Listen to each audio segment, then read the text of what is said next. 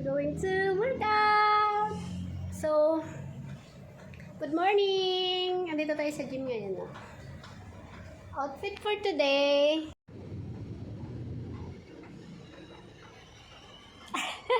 Yan! Walang tao sa gym. It's Sunday. Baka mamaya. So, ang sarap mag-workout kasi walang masyado tao pag itong oras. Anong oras? Alas 10. So, mag-workout ako until 1. So, yan. And then, yan lang, 1 lang. Okay na.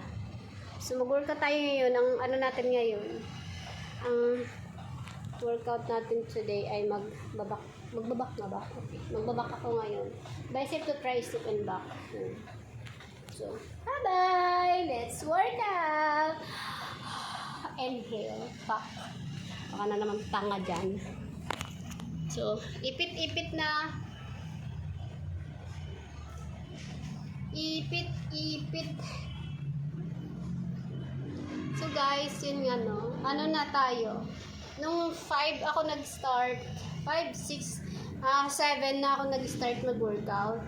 So now, it's going to 1 month actually. Next month, 6 gano'n. Ay, 1 month na tayo. So, napapansin ko naman, may nagbago. Ay, nagbago.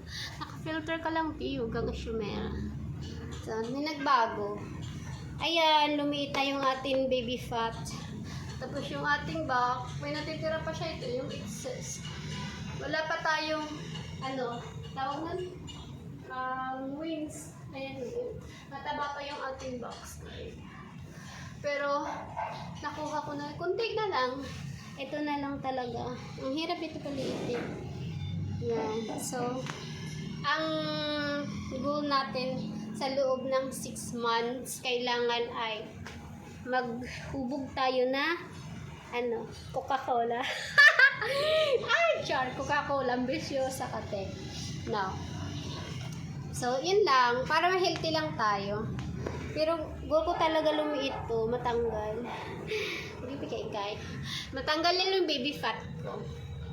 Yun, tapos, ito, ayan no, nakikita nyo ba yan guys? Kasi nga, ang laki niyan, ayan. Yan oh. Ang hirap niyan tanggalin. Parang katulad nito, mahirap siya tanggalin. Kasi gawa yan sa mataba ako dati.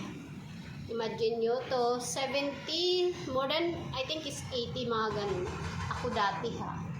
Nung before pandemic pa yun, bago mag-start yung pandemic, mataba ako. Before nag-start mag-work sa gym. So, mataba talaga ako dati. So, nabawasan, lumiit, lumaki, lumiit, lumaki. Pero hindi talaga yan siya napupusan ko na as in dumikit. Kasi, patigil ako, tapos yun, parang kain lang, parang healthy lang talaga, tapos pumayat. Ganun. So, ngayon, basta makahinga ka, okay na yan, girl. Huwag kang assume. Sige na nga, mag-work ko tayo. Bye-bye! Ang pretty ko dito. Bye-bye!